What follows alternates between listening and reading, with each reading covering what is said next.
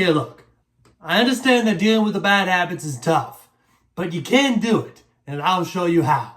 So what makes all these bad habits so addicting to begin with? Well, the short answer is that they're literally designed to keep you hooked as much as possible for as long as possible. But as for the long answer, we're gonna have to go by a case-by-case basis. Take social media, for example. If you remember downloading YouTube or Instagram or Facebook or Snapchat or any of those for the first time, I imagine you noticed that they were free to download. Well, if access to the platform is free, then how in the world are they supposed to make money? They do it by showing you advertisements for products of various companies in the hopes that you might buy from them. And the advertisers pay huge amounts of money for that access. And obviously, the more ads you see, the more likely you are to buy, and the more money the advertisers give. So, they're completely incentivized to keep you on their platform as long as humanly possible.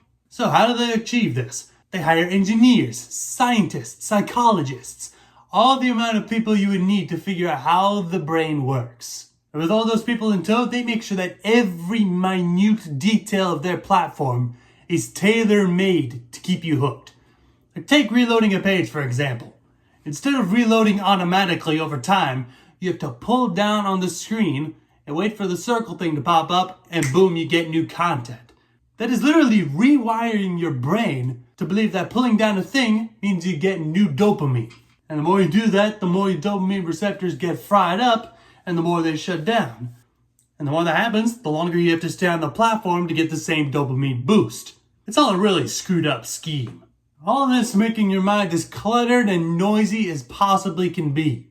And I think that's intentional. Because see, within the scriptures, there's a story about God talking to the prophet Elijah. Before he talks to multiple calamities come across the land. And there's great amounts of wind, falling rocks, lightning storms, fires, all sorts of madness.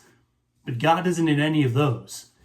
Then all of it goes away, and God comes to Elijah in the silence. But what if those truly in charge of this world know about this? And specifically have tailor-made all these products, all these games, all these shows to keep our minds as noisy as possible so that the little voice of the Lord can't get a word in. Obviously, we can't have that, so we gotta take this stuff out of our lives. And I can tell you how. The first major step you can do to change your habits is to change your environment. Now, I'm not necessarily saying that you gotta move out of your place because these days it's not the brightest idea because rent is expensive as heck these days. But what you can do is change how you live your day-to-day existence.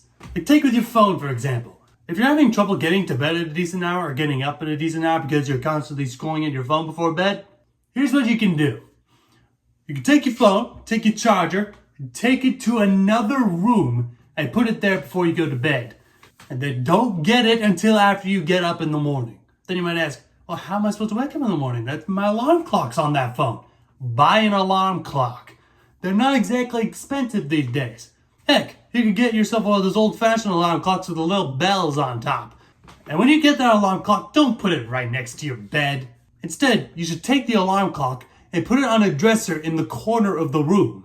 So that when you hear it go bling, bling, bling, bling in the morning, you can't just hit it and make it go to sleep. You have to get up out of your bed, walk across the room, and then turn it off. So that way, since you're already up and moving, it'll be easier for you to get your clothes on, to brush your teeth, to say a morning prayer to God, and to get on with your day.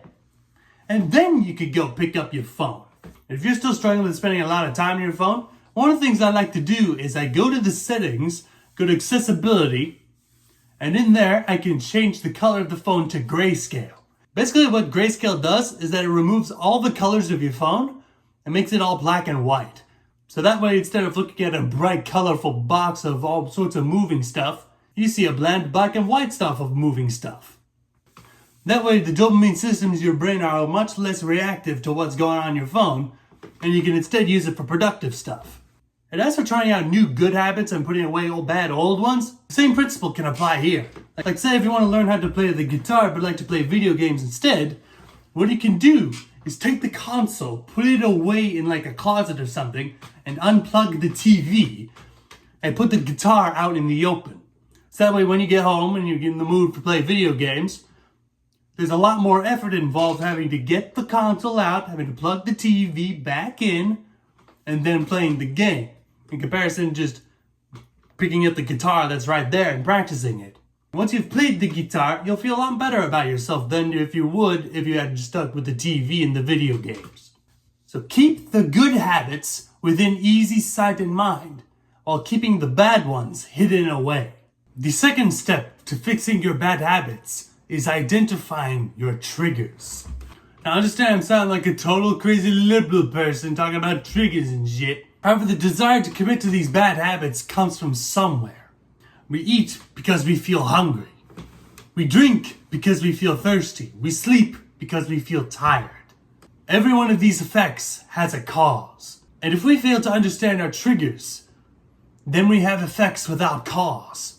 And unless we can figure out the cause, how can we deal with the effects? So here's an action step you can take from here on out. Every time you get the urge to do one of these bad habits, take note of what you feel beforehand. Is it boredom? Is it anxiety? Is it loneliness? It can be any number of things. So now what I want you to do is to take a notebook and put in the habit you wanted to do, and then put the cause underneath it. So that way you can get yourself a catalog of your triggers. So that way the next time you get the feeling, you recognize, okay, so I'm getting this feeling, so I'm going to want to do this. And from there, you can figure out something else you can do instead. Like, for example, I'm bored, so I want to play video games, so I'm instead going to play the guitar. Or I'm getting the urge to eat junk food, so I'm instead going to drink some water. Always remember, if you can understand the cause of the problem, then finding the solution becomes much easier. And finally, the third way we can take care of our bad habits is to understand the deep emotional need we have for them. Over these past several months, I've learned that scrolling, video games, lustful content, junk food, all of these bad addictions have one similar origin: fear. But what could that fear possibly be? Well, nowadays this fear is commonly known as the fear of missing out, or FOMO. And the fear itself is obviously self-explanatory. But you see, we hold the belief that we need certain things in order to live a good life. That we need wealth, we need women, we need friendships, we need all sorts of stuff. And if we don't get those, we don't feel like we're really good people. And so, we decide to settle for substitutes. For example, we want to have friends in real life and we want to go on adventures with them, but we don't want to run the risk of being rejected, so we decide to settle for video games instead, where you can have all the adventures you want there. We want to experience the love of a woman, but we're afraid of being rejected and our reputations being ruined. So instead we settle for debaucherous pictures on the internet. Also, we want to eat wholesome, delicious food, but it isn't easy to come by, so we settle for junk food instead. So all of these things are trying to fill an empty void we feel in us, that we feel that other things would do better at. Well, here's the thing. None of those things that we think we want will fill that hole within us. Because see, without Jesus Christ to fill that empty void in our lives, nothing else satisfies. Women don't do it, drugs doesn't do it, power doesn't do it, popularity doesn't do it, wealth, fame, friendships, all of that means nothing. For the hole within us is infinite. No matter what we throw in, it will never be filled. And the only thing that can fill something that is infinitely empty is something that is infinitely more full. And that fullness we seek is the infinite love of God. So instead, don't rely on these finite worldly pleasures to try and fill something that cannot be filled by finite things. Instead, focus on what can fill it. And when that love spills over the top of the hole, give it to the whole world so that they might be filled as well. Well, that's all I got for you today. Thank you so much for watching this video. God bless you, and I'll see you in the next one.